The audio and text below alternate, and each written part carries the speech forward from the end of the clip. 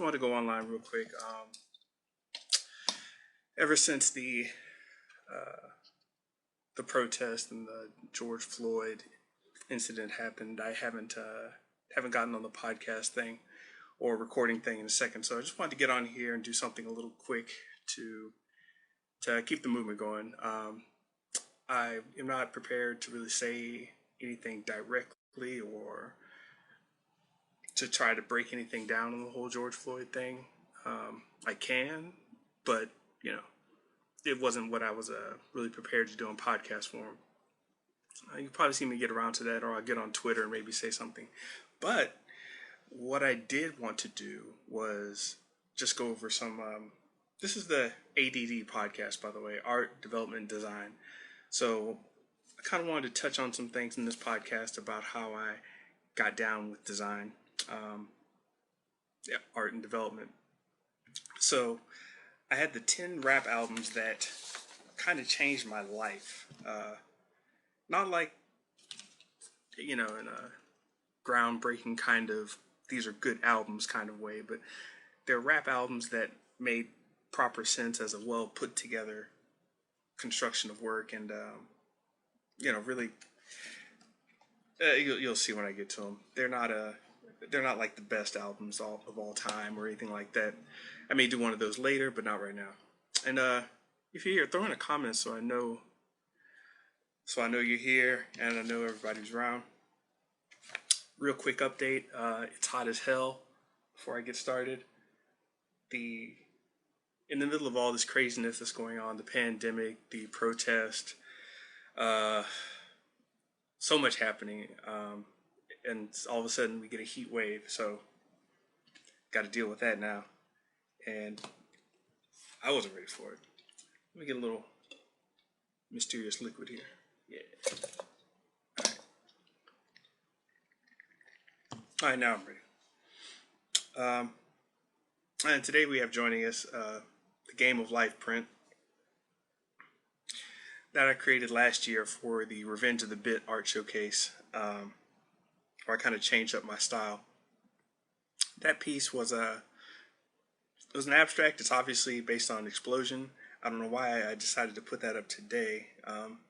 It's too hot to be thinking about flames and all that, but that's what it is. So yeah, the Game of Life. Real quick, that was all about just sparking an explosion, things sparking off. The beginning of life is usually a violent or contentious kind of act. So that's where that one came from. We put that up at the at Studio 361 in San Pedro, and I didn't think it would get the reception that it did. People liked it, but it was one of those that people really didn't want to have on their walls. An explosion, I guess. So I personally think it's cool, but whatever. But yeah, rap's always been a part of my my thing here. So I'm going to tell Facebook right quick that I'm going live. Going live on the... See, if I don't tell Facebook, a lot of people just run by, poke their heads in, not really say anything. But, if you're live and you're here and you want to stop by and listen to me talk about the 10 albums that changed my life, you gotta let them know. Yeah, basically, rap actually played a big part in my life coming up. I had I had a lot of different musical influences going on when I was coming up. So my mother was into opera. My father was into blues, bluegrass, a lot of the black country kind of music. My oldest brother was into like turntablism, like really New York kind of hip hop. My oldest sister, she was kind of into the R&B side of things, the Mary J. Blige, your DeBarge, Levert, all those guys, the Isley Brothers. She was into that side of things. Then my next oldest sister was into a lot of the pop stuff. Cyndi Lauper, Madonna, she was all into that. And my brother right above me was into more of the mainstream rap kind of thing. So he was into pop. I don't want to call it even pop rap, but at the time, LL Cool J,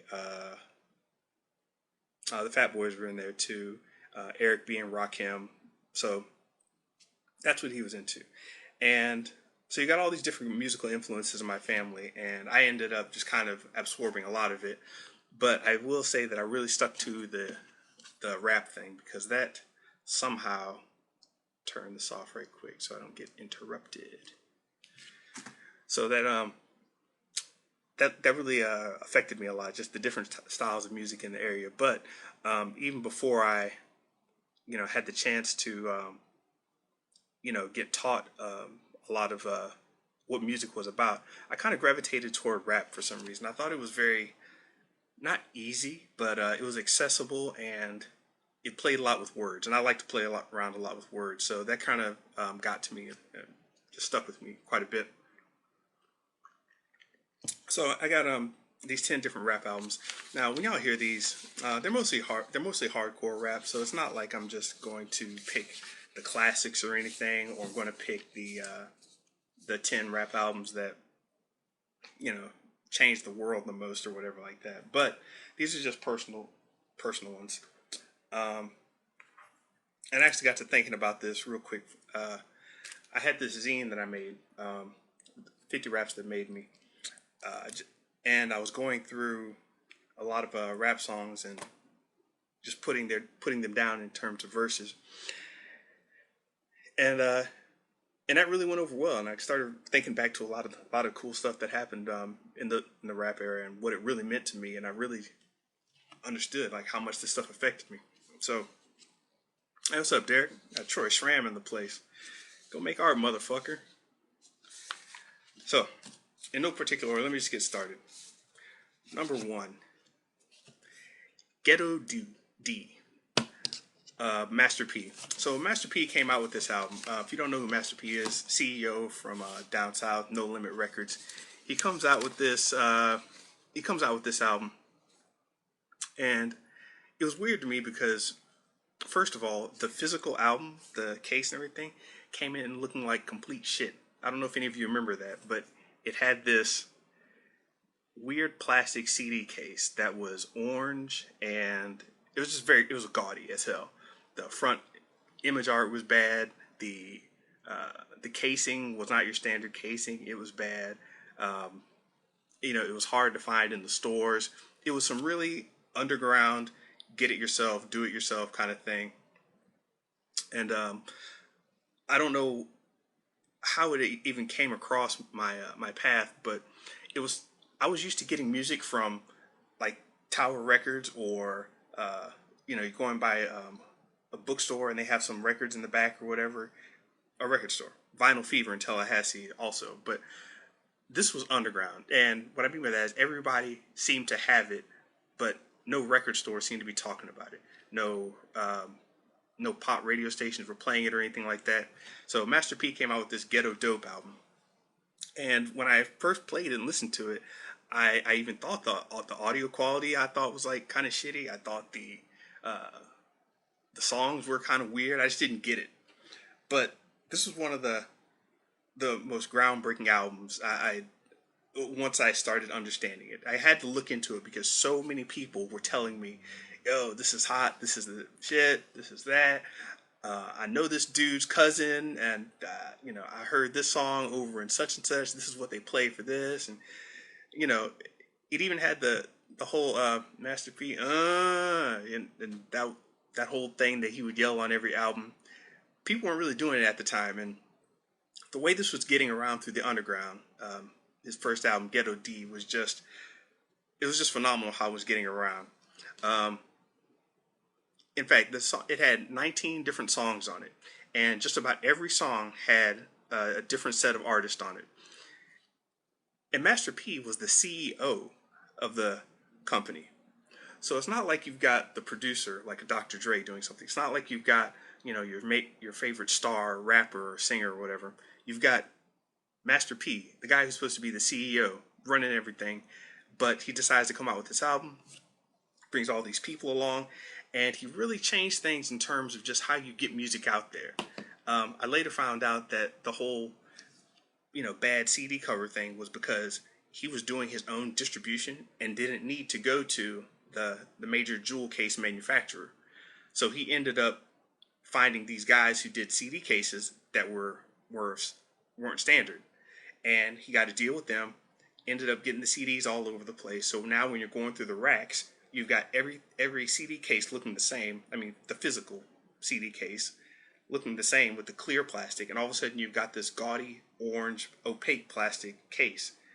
So you're naturally going to stop, pick it up, and say, "What's this about?" And that was it. Master P's Ghetto Dope. Yeah, like it introduced a whole bunch of nobodies you've never heard of, but for the people in the South, it was, all of a sudden all these people who were on the underground mixtape circuit are getting their play. Silk the Shockers, E-Murder, Prime Suspects, Mac, Sons of Funk, Big Ed, Mia X, all these people showed up. It was so many people on this one album that it got me wondering, like, what's the story here? Why would you do that? And then you had to think back. He's the CEO. So CEO putting out all this album with all these different characters, totally groundbreaking album, changed the industry. All right, that's Ghetto D. And number 2, no particular order, the Fat Boys. I kind of liked the Fat Boys when I was young, growing up. They were very colorful. Literally, you see they got a lot of color on their album. They're just energetic. They obviously had a gimmick going on with being 3 chunky rappers from New York. But they were they were actually very well put together, and you wouldn't think about that from a gimmick kind of group. But they had a lot of really good lyrics, catchy hooks, well done music, production. As I said, they were very visual and picturesque. Aside from them being very fat, being the Fat Boys, once you got past the gimmick, you're like, hey, these guys are actually good. I don't know if you remember the movie Crush Groove, where they got into the rap competition and lost. Well, that was based on a true story, but in real life, they got into this rap competition with all these quote unquote, regular real rappers in, and they beat all the other competitors with their Fat Boy rap. So the actual quality of their rap was actually good at the time, and I realized I was like, these guys are actually good. And something you could play around your mom and she wouldn't get mad at you for listening to any hardcore rap music or anything like that. And the Human Beatbox changed the rap game also. He was beatboxing, rest in peace. And is Troy still in here? Troy, yeah, man. I'll get around to doing some classic rock later. This just came in my mind. So I'm going to be doing a whole bunch of these. Anything that kind of influences me, I'll do 10 of them or whatever. All right, that's the Fat Boys. I'll make a link to all these later so you can look them up and catch some songs. And jumping into the future a little bit, got 50 Cent, Mr. 50. You probably know him now as that petty guy on Instagram, but he made a lot of rap albums and started out with Dr. Dre. Dr. Dre picked up Eminem. Eminem went and picked up 50 Cent. And they kind of started this whole pyramid scheme of record development and artist development. So anytime 50 Cent gets a little money, a little bit gets kicked up to Eminem. Eminem makes a little money, a little bit of that gets kicked up to Dr. Dre. So as you'll notice with a lot of these in the list, by the way, they're not just random albums. When I say they changed my life, they changed my perspective on like the music business and how things should be done. But 50 Cent's debut album, Get Rich or Die Trying, this is one of the first albums that really had a lot of story behind it. And the story that was hitting the streets before the artist. They weren't just like, hey, look, new artist. They were like, hey, there's this guy, 50. He got shot 9 times.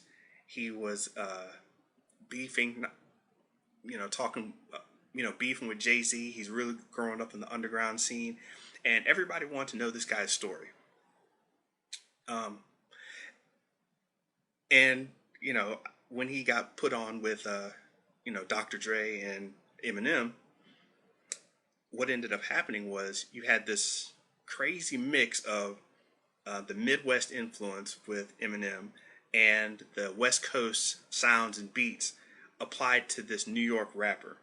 So now you have a New York rapper, and the New York sound is very, boom bap. It's just kind of, let's keep the beat simple, let's keep the rap straightforward, raw, and real. And 50 Cent came with that, but he also had this melodic side and this kind of Midwestern flavor side that, you have people helping you develop your album. That's what's going to come out. So 50 Cent comes out with this album, and once again, very well put together, and it had a pretty good flow for the time.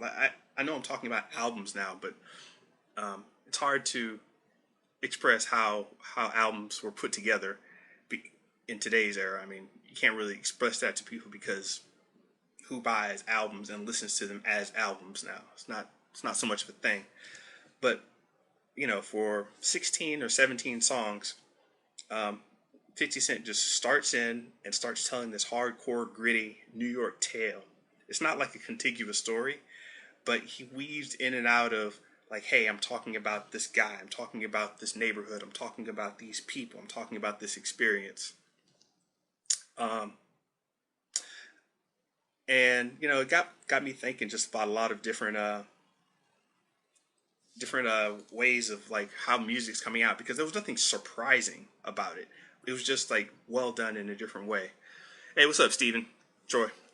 Um, of the well, these aren't the 10 rap albums changed my life. Which had the best instrumentals, beats, or maybe most memorable, excluding Dre? Um, Actually, let me go ahead and jump to that one.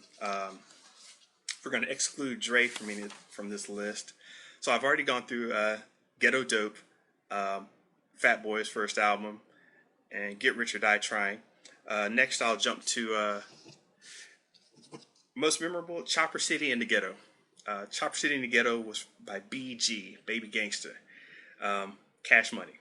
And if you know Cash Money, you know the early sound of Manny Fresh. DJ Manny Fresh was the sound of Cash Money and what Cash Money was known for before Drake and Nicki Minaj came along. To say that this guy's sounds like changed the sonic landscape, it's like Timbaland changed the sonic landscape. Manny Fresh did also, and he's pretty much the one-man in-house producer, doing multiple beats a day, kicking out all kinds of hits. And BG may not be well known, but he's got one song in the album that really put the whole thing on the map, which was Bling Bling.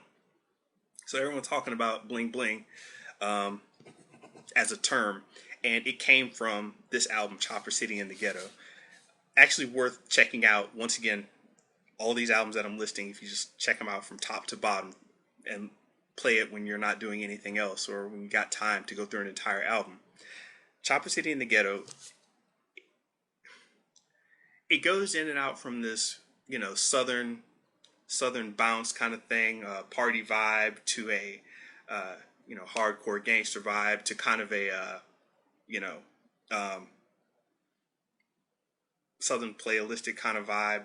It's very soulful, yet southern. It's, at the time when it came out, nobody was understanding what that sound was. But Bling Bling, the song you all heard, was actually on this album, and it blew minds. There are a couple on here. In fact, let me see. Number 2, Trigger Play, Cash Money's in the Army, Playing It Raw, Bling Bling, Cash Money Roll. I still play Cash Money Roll every once in a while now when I'm just literally rolling down the highway or whatever. And as I said, it's definitely a specific taste. So you could be playing it, and I could very well see people not getting it. But Choppers in the Ghetto also had a very interesting play with the different characters of the Hot Boys in Cash Money. So it was uh, BG, Juvenile, Lil Wayne, and Young Turk. And basically, they made up the Hot Boys, which was the main rap presence of Cash Money Records, aside from the producer Manny Fresh and the CEO guy Baby. Baby Birdman. That was his record label.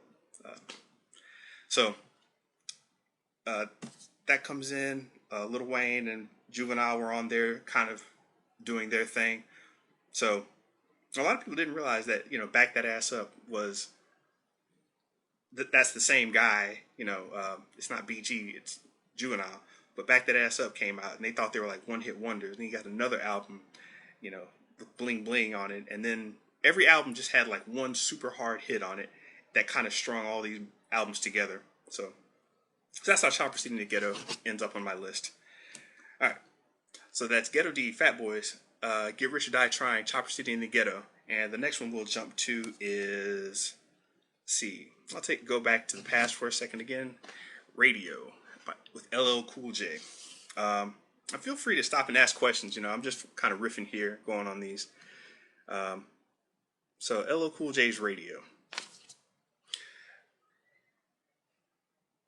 New York rap was, I don't want to say calm or, it wasn't chill. It was just, it had this boom bap, and you're kind of like boom, boom, boom, and everybody kind of got into that. Yeah, this is New York rap. We're doing it.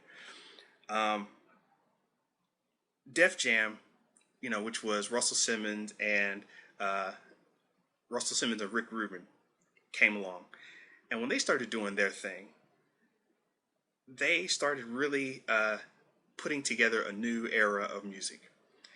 Rick Rubin has a lot of rock influences, and he put that into his music. And you could tell that happened with the production of a lot of the stuff with LL Cool J. He had this harder sound. He was coming at it with a much stronger, even literally, because he was one of the few buff rap artists at the time. I mean, a lot of those New York guys were skinny because they were walking up and down the street so much, but Cool J was actually, kind of ripped. Wait a minute. Was that Radio where you saw the... No, it was one of those albums. But anyway, Radio. This album, he came out hard, changed the New York scene. It was the friendliest hardcore rap you could probably play. The most radio friendly. Without getting people, kind of trying to pull back on it. Rock the Bells, I Need a Beat, Dear Yvette. Just a very solid album, mostly produced by Rick Rubin. So that one hits the list. Not too much to say about that. Really solid album. But how did it really land on this top 10 list? I said it was that New York sound that changed, and LL Cool J's style at the time, wearing the troop jacket with the Kango, nice clean shoes. He had a very distinct look from all the other rappers. A lot of them were kind of, I don't want to say bummy, but they definitely weren't bummy, but they had this New York rap look, and he had a New York rap look that looked very LL Cool J at the time. So LL Cool J comes in. And the next one we'll jump to. Alright, Cypress Hill. So we've got Ghetto D, the Fat Boys, 50 Cent's Get Rich or Die Trying, Chopper City in the Ghetto, LL Cool J's Radio. Number 6, Cypress Hill. When a lot of rap you listen to, and it's like it kind of, what to expect. This one kind of came out of nowhere. And I actually got onto it from the Juice soundtrack. Juice was a movie that had Tupac Shakur and a couple other guys in it.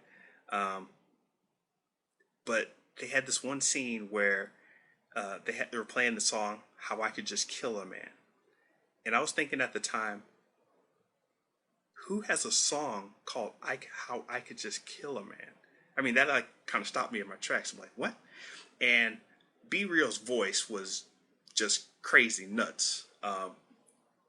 Nobody had really heard anything like it at the time. It's got that real nasally, sound to it. Gosh, I can't even think of any word. One time tried to come in my home, take my chrome. I said, yo, it's on. You know, that kind of rapping was, it was just, it was just different at the time. And he definitely had a certain kind of cadence where it was like,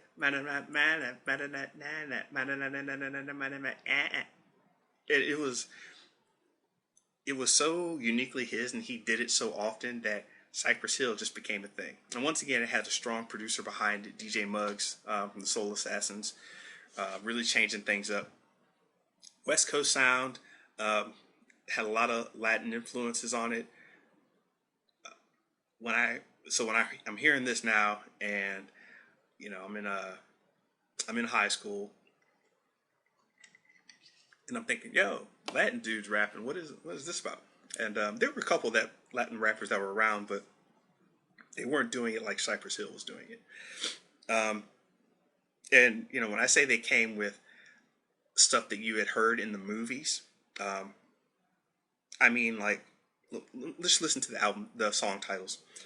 For Pigs, How I Could Just Kill a Man, Hand on the Pump, Hole in the Head, Ultraviolet Dreams, Light Another One, Real Estate, Stones is the Way of the Walk, Latin Lingo, the Funky Cypress Hill Shit, Tres Equis. I mean, this was hardcore rap, and I almost this was one of those things that flew so far under the radar that if you brought it home, you know, it wasn't like on the do not buy list or anything, just because a lot of people didn't expect anyone to buy it. It just kind of got past a lot of people. So I said I had Cypress Hill. They're like, oh, okay, Cypress Hill. That sounds pleasant, I guess. So whatever. And people wouldn't like trip too much until they heard it. In fact, this was the first album that I had ever gotten confiscated for playing it. Yeah, it was comedy. Cypress Hill, great crew, did a lot of different things, and that's that. All right, where are we at right now? We are about halfway through, doing good on time. All right, so the next one. Speaking of people who change things, another hardcore group, NWA. In case you don't know what that stands for, it is not the Northwestern Wrestling Alliance. It is Niggas with Attitude. And if you haven't seen the movie Straight Outta Compton, you need to go see that. It will give so much context that I can't really give here. This is the second of the second of the three Dr. Dre produced albums I got on here. So yeah, NWA, what they were doing was really expressing that whole Los Angeles West Coast gangster side of things that it's hard to,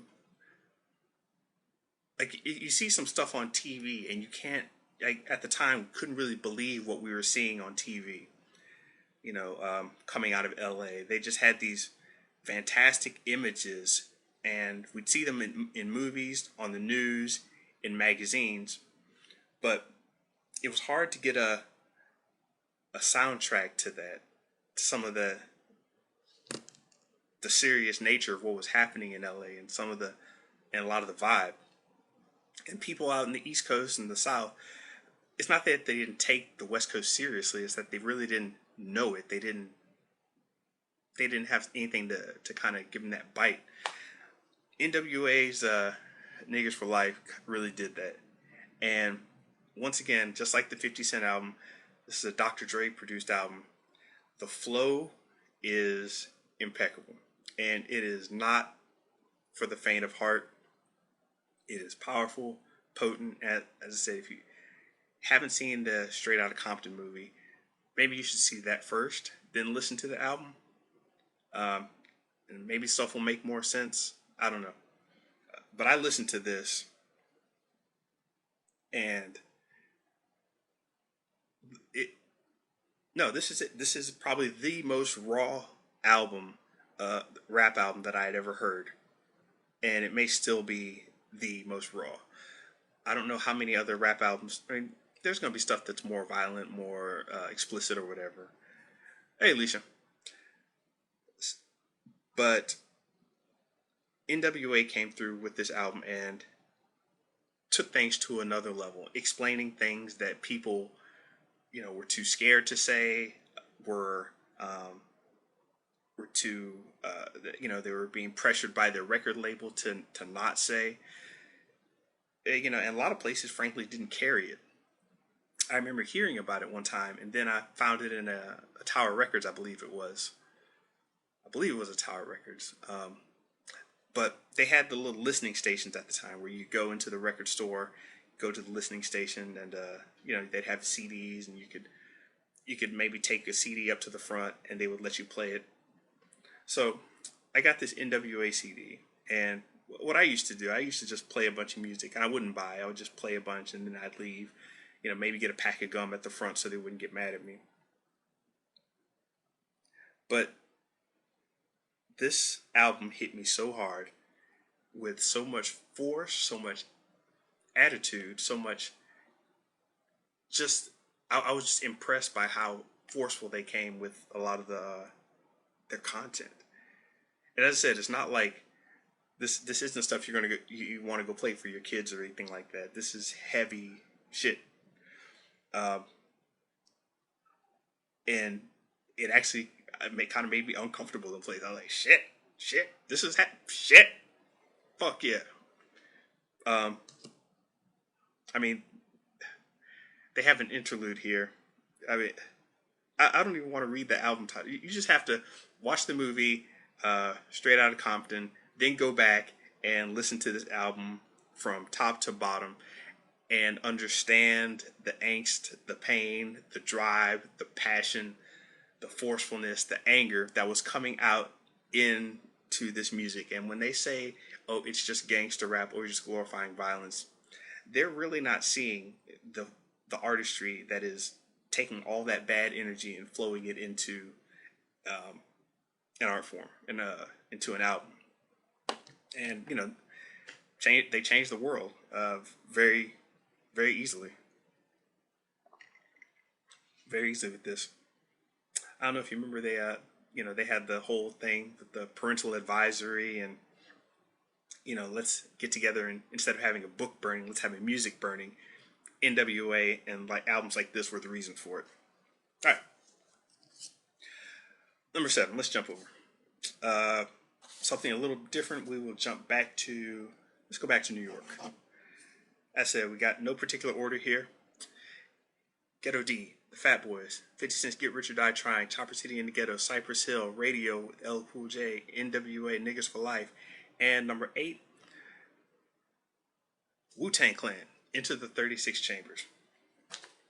So, um, I'm going to do a whole thing on producers and moguls later, but Wu-Tang's the 36 Chambers.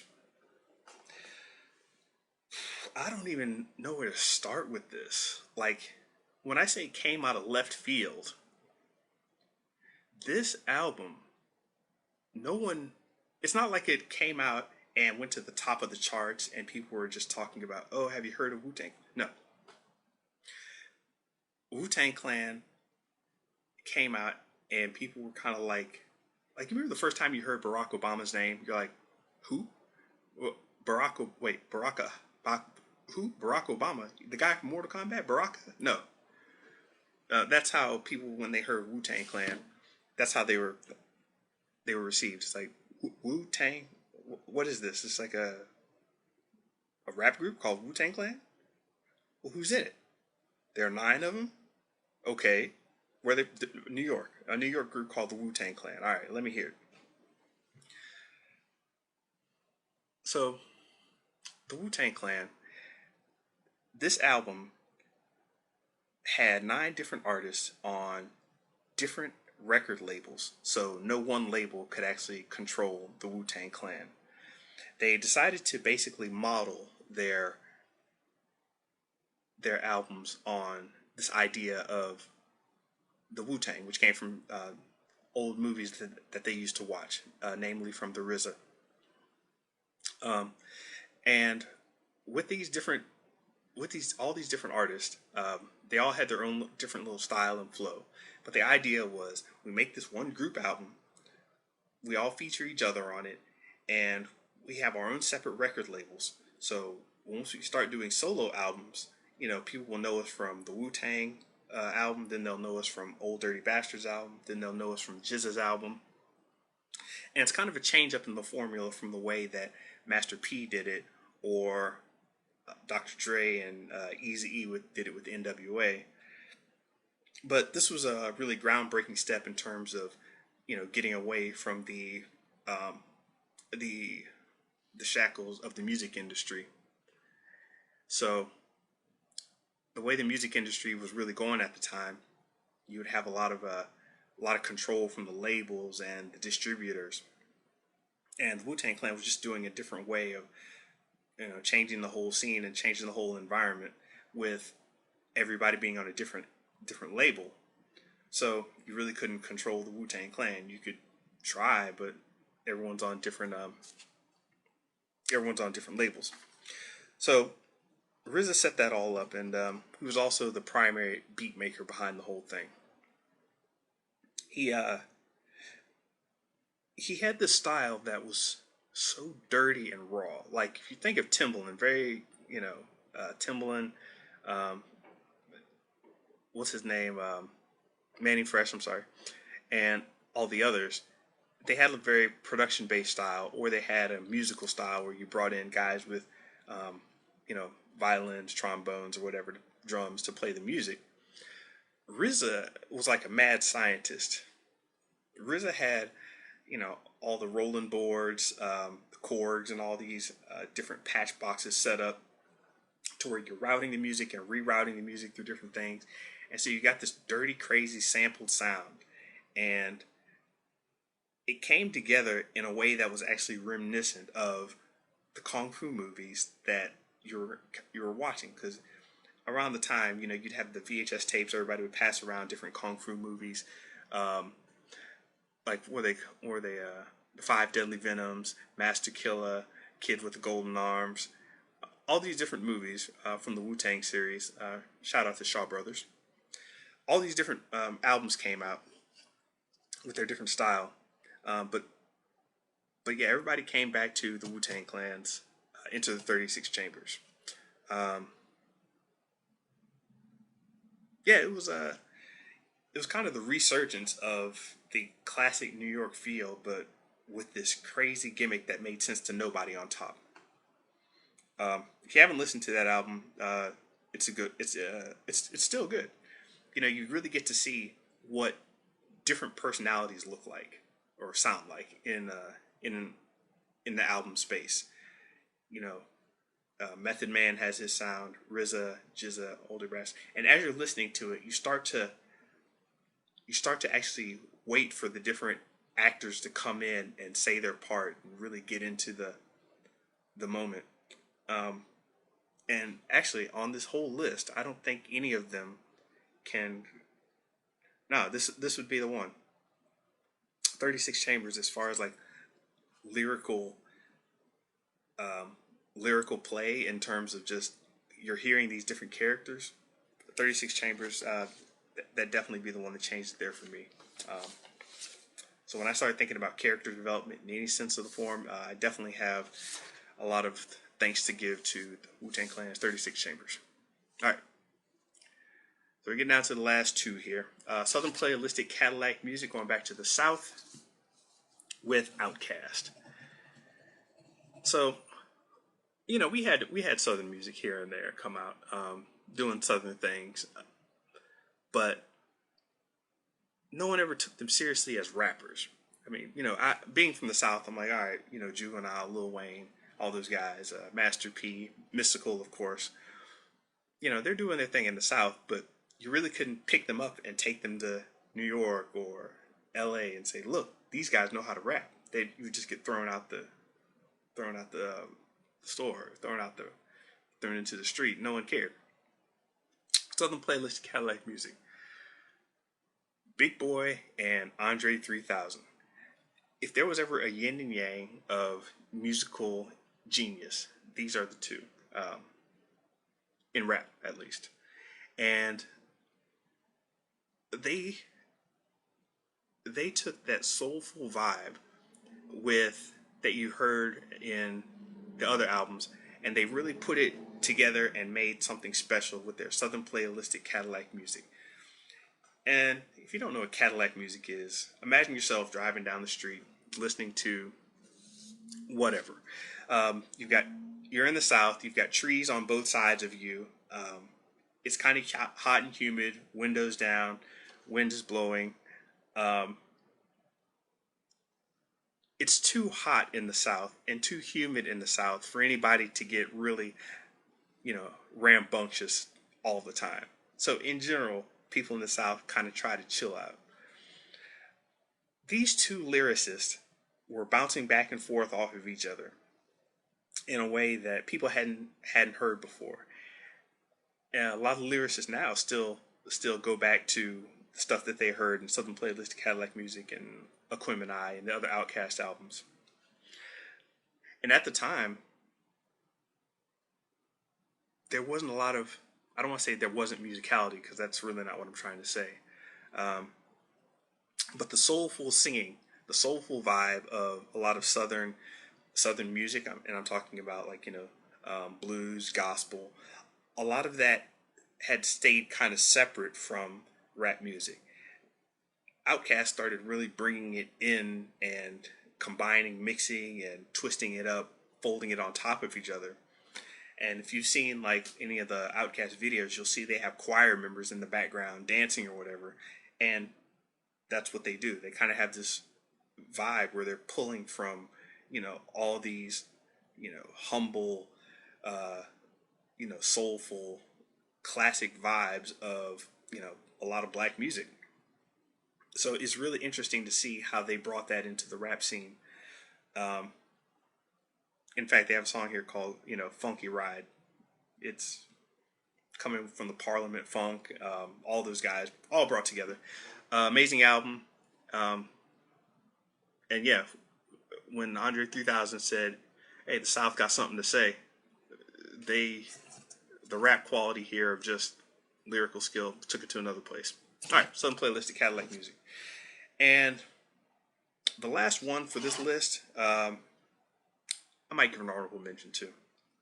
Last one is the third album from Dr. Dre. I may do a whole thing on Dr. Dre. I don't know. People don't understand Dr. Dre. He's never really failed, and that's just kind of amazing in music and in art. Um, Starting from the World Class Wrecking Crew to NWA to Death Row Records, um, to 50 Cent to Eminem to Beats by Dre. You got to stop and look at that and say the guy has never really failed. I mean, that's incredible. So when you have somebody who kind of knows what they're doing and is a relatively quiet person in the background, just putting things together, making things work, you got to give respect to it. So I may do a whole thing on Dr. Dre, but the album that I'm referring to here is not The Chronic. I have that on another list actually. Snoop Dogg's Doggy Style. So as you can tell from Eminem and 50 Cent, Dr. Dre was all about characters. He really liked getting these people together who were, Snoop, that skinny guy from Long Beach who, with the braids and the smoke and the drawl, okay.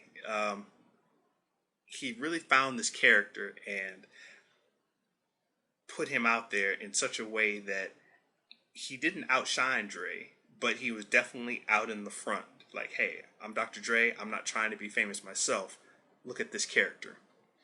And with this Doggy Style album, he really showed his range, because similar to Outkast, Southern Playalistic Cadillac Music, Doggy Style was one of those soulful albums, but from the West Coast perspective. So Gin and Juice, Lottie Dottie, Murder Was the Case, Doggy Dog World. these are all classics, and they have a slow, funky vibe that totally fits with the West Coast, Long Beach area. And I'm trying to think back to any kind of. This was probably one of the first really hardcore. I mean, to be accepted by hardcore, and then also easily crossing over into mainstream. When you know how everybody loves Snoop Dogg now, that's always kind of been the case, and that was by design. Dr. Dre and Snoop really put something together magical when they made the brand of Snoop Dogg.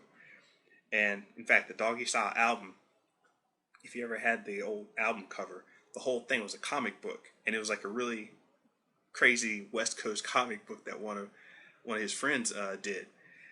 So it just had this whole different vibe that was like, hey, I'm going to be real with you, but I'm totally acceptable to your friends, your family. Your aunt's gonna love me. Your mom's gonna love me. Your next door neighbor's gonna love me. You know, I'm sleeping with your girlfriend, but you're still gonna love me anyway. It doesn't matter. He kind of had this vibe where everybody kind of liked Snoop. Snoop was very likable, and that definitely wasn't always the case with a lot of rap artists. So, um, putting Snoop Dogg, that Doggy Style album, and that one, you know, with a lot of these albums, not just this one, you'll notice that they changed the rap album music landscape in some business technical sense. And you know, Doggy Style was definitely that crossover one. If there was one to be had, Wu Tang was more novelty. Um, you know, Outkast was more within the rap community for a couple years before they changed over. But Doggy Style pretty much started out well respected in the streets and well respected on MTV.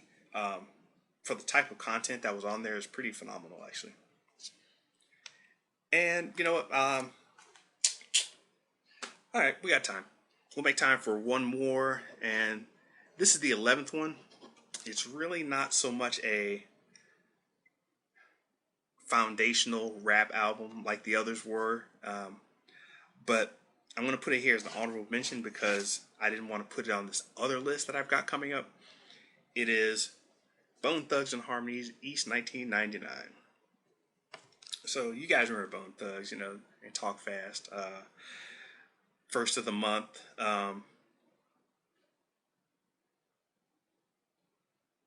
Gosh, I'm sitting here looking at these songs, and you wouldn't note the crossroads. Like you wouldn't notice a lot of these titles. They're not like popular radio titles. But right when you hear Bone, you're like, oh yeah, those fast talking guys, Bone Thugs. There have been other fast talking rappers, fast rappers that you really couldn't understand before.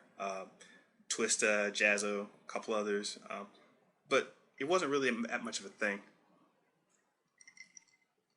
Somehow, Bone came along and took that West Coast musicality, that West Coast, God, I don't even know what to call it.